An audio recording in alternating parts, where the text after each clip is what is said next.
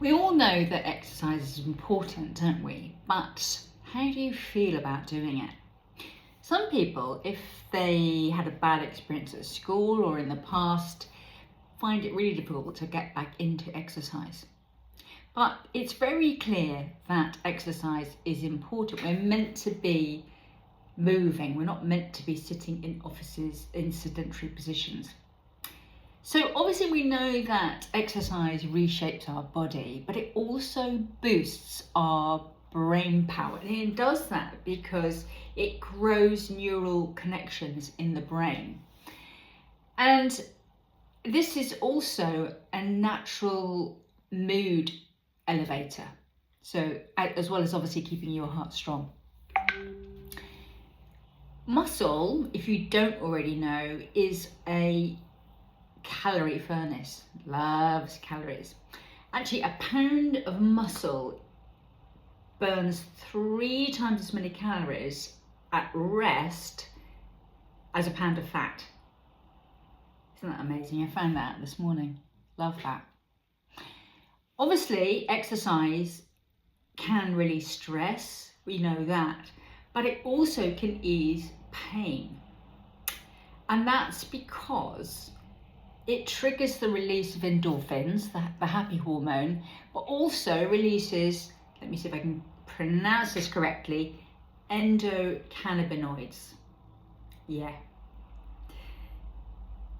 It also actually improves social bonding. So what do I mean by that? Well, if you go and exercise with a friend, a partner, a teammate, then not only will you be accountable because there'll be someone else witnessing you there, so you're not going to get away with not doing it, but also it literally rewires your brain so that you feel closer to the teammates or your partner, whoever it is that you're with.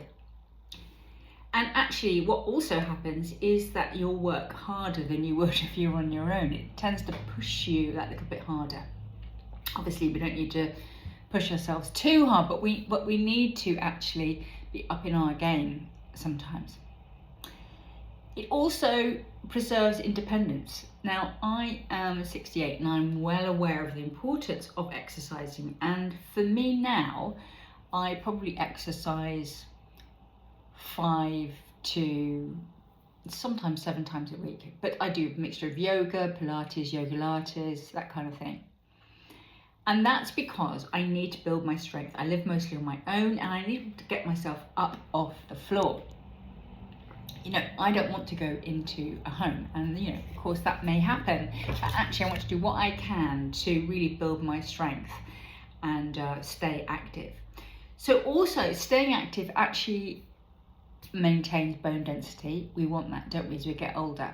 It dramatically maintains that bone density by doing it regularly, but also it lowers the risk of things like osteoporosis and joint injuries. So there are so many things apart from our physical appearance that are reasons to exercise.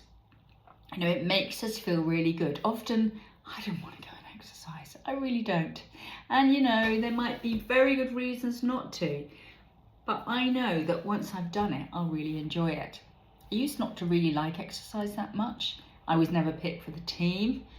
You know, I was always kind of the one that they picked last or near to the end. So it didn't really inspire me with confidence.